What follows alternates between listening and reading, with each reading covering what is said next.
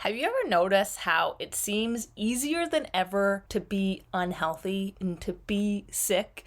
It seems like around every corner there's all these different obstacles to us achieving ideal health. As a country, we are literally sicker than we've ever been before. 60% of adults have either one or more chronic diseases. Chronic disease is anything from asthma, diabetes, obesity, Alzheimer's, mental illness, and then kids. 40% of kids approximately have one or more chronic diseases that are diagnosed. In my opinion, this is just crazy. So why as a society are we sicker than we've ever been before? Hi, I'm Dr. Amanda, and this is Freely Shine with Dr. Amanda. If you don't know, I am a practicing chiropractor. I am a huge advocate of wellness education and whole body health and understanding how your body works and preventing issues from happening before they even start to set in.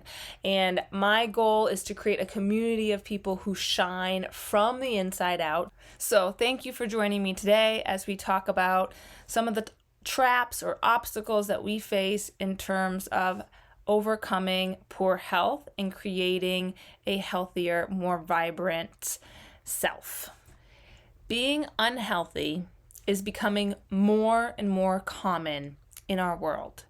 If you look at loved ones or yourself, you'll notice that we have more prescriptions than ever before. We have more diagnosed diseases than ever before.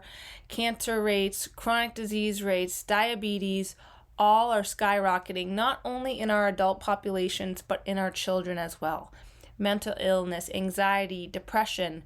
We are struggling as a country to be healthy. The reason I wanted to talk about this is because as an individual, we have to understand that the world currently right now that we live in, having optimal health is not easy. They don't make it easy to eat well, to sleep well, to move well. We have all these modern conveniences. We have all these luxuries that allow us as humans to be as comfortable as possible, to eat as poorly as possible, cheaper than to eat well.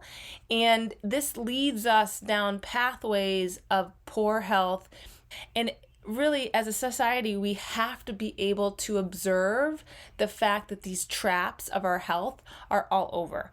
And really, our healthcare system is not designed to keep us healthy, only designed to be there and treat us when we are sick.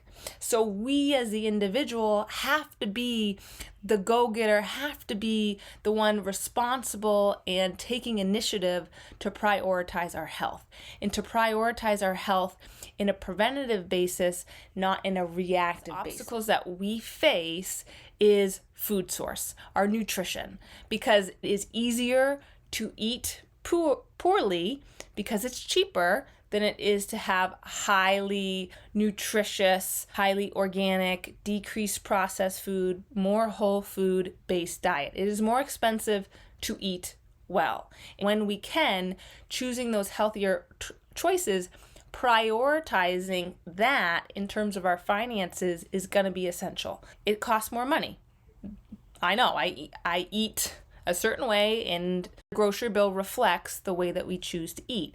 And I'm not saying that everyone's going to make the same choices that I make, and they may not be the right ones for their body and for their health. What we value is something that we're going to be willing to put our monies and our dollars towards. So if you don't value the food that you're eating, well, you're not going to put your money towards eating healthy, nutritious, whole food. You're going to put your money more towards processed foods that are cheaper, and that's completely understandable. So it's really about understanding, well, what do you value? If you value your health, then looking at your budget and seeing where is your money's going towards, and is there somewhere that isn't as valuable to me, whether it's maybe Netflix or what I'm spending on coffee, if I go and get coffee every day, or what I'm spending on clothing, looking at where you're spending your money. And if you're willing to prioritize your health, then you have to be able to back it up with your dollars. Past the food, other ways that we have traps of poor health around every corner would be movement. We are more sedentary. We move less than we ever have before. The average American sits from anywhere from 8 to 13 hours a day. That's a lot of sitting, and our body was not designed to sit for those extended periods of time. And this is detrimental not only to the health of our bodies, but mental health. And think about it too, especially if we're someone who sits with really poor posture, it compresses our lungs, leads to issues where you are breathing shallowly, so you're not getting as much oxygen, you're not taking as many deep breaths, you're taking more frequent breaths, but they're not as deep, so your oxygenation levels are going to be affected, which of course we don't need oxygen for like anything. But understanding if we sit for long periods of time, this is going to affect our overall whole body health, mental, physical, spinal, everything is going to be affected. So moving more and having the awareness of the importance of movement, and not simply, okay, I go to the gym every morning, right? There's my hour of movement. But then if you're moving for an hour and then literally sitting for 12 hours after that, that's still not good. So having reminders set in to constantly keep your body moving, or having different tricks in place. Like, for example, I'm doing this call and I'm sitting on the ground. Why? Because when you sit on the ground, that firm surface is constantly causing me to shift positions in order for me to be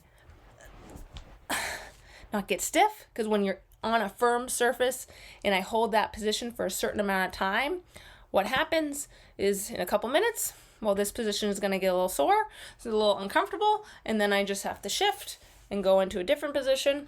5 minutes, this will get uncomfortable, then I shift and go into a different position. So even though I'm sitting on the ground, I'm still moving, because every couple of minutes my body is telling me, okay, it's time to move. We have too much load on this joint, versus when I'm sitting in a lazy boy recliner that's extremely comfortable, very luscious, soft cushions. I can sit in that for hours and hours without my body giving me any signals like, hey, we need to move. And then what happens is I get out of that lazy boy and all this pressure gets added to my joints, and they have just been under static load for so long that it can be, again, detrimental over time, and it can affect many other aspects of our health besides just the joint health. And we know that the more you sit, you have higher risk of death. It affects all-cause mortality just from sitting. So like I said, it affects your whole body, whether you're aware of it or not. So being more aware of the trap of moving less, and I would say even just like you think about all the conveniences we have that cause us to have to move less, whether it's like the walking runways in the airports, or escalators so we don't ever have to take stairs or elevators, or having the most convenient parking spot, maybe choosing to park in the back of the lot. It causes you to have to walk a little farther to get to the store. So little tricks like that can help you escape the trap of being overly comfortable and to not having to ever move, because our body's really smart. It wants to conserve energy. We live in a modern world where we don't have to expend energy unnecessarily. If we have a desk job, and we work from home, our body will become perfectly content with the fact that, I don't have to expend any energy. The reason being is because it wants to store it for a time where we're under threat. And then our body can expend all that energy. So it's a smart mechanism that our body has, except in the modern world, we don't have lions and tigers and bears chasing us around the corner every other week. We don't have the need to go hunt for our food or to build our own homes. We don't have those same things in our life that cause us to be more active or to influence our activity level, and our body doesn't know the difference. It's just trying to save energy until there's a period of time where I need to expel a lot of energy. Over the long term, If you're just conserving energy for years and years and years and never expelling any energy, that's going to be so detrimental to our overall health. The next trap that we're facing every day in terms of overcoming our health is sleep. We are living in a time where we have a sleep loss epidemic. The average American only sleeps like 6.9 hours a night, and ideally we should be getting anywhere from 7 to 8 hours a night. Our sleep quality and quantity, so not only the hours of sleep that we get, but also how high quality is that sleep, directly impacts our health. It affects everything from our immune function to our nervous system function to our cognition, our memory, to our growth hormone, to our ability to heal from injury. It affects every aspect of our health. And lack of sleep is directly related to, just like lack of movement, increased rates of mortality. So making sure that we are not allowing obstacles to affect the priority that needs to be had in terms of regular, high quality, high quantity sleep. Some of the big things that we're constantly battling that are affecting our sleep is going to be light. Light exposure, especially at night before bed. Blue light in particular, because it stimulates the brain the same way as if we're looking at the sun. Our brain thinks it's 7 a.m., not 11 p.m., right? So it thinks it's time to wake up, not time to go to sleep. It affects the production of our body's sleep hormone, melatonin, and then it can delay that good quality deep sleep that happens in the beginning part of the night. So making sure before bedtime, within 90 to 2 hours before bedtime, we are decreasing our exposure to blue light, which is given off from our TVs, our iPads, our cell phones, our computer screens. Some of the LED lights that we have in our homes give off this type of light. So decreasing exposure to those technological devices before bed is going to be super important for us prioritizing our sleep. Our food, our movement, our sleep, all of these things are being attacked by obstacles that we face every single day. So being aware of that is extremely important for setting ourselves up to have a healthier life. The last thing I want to touch on as an obstacle to us finding our full health potential is a lack of purpose, a lack of spirit, a lack of presence. We live in a world where we're so either worried about the past or anxious about the future.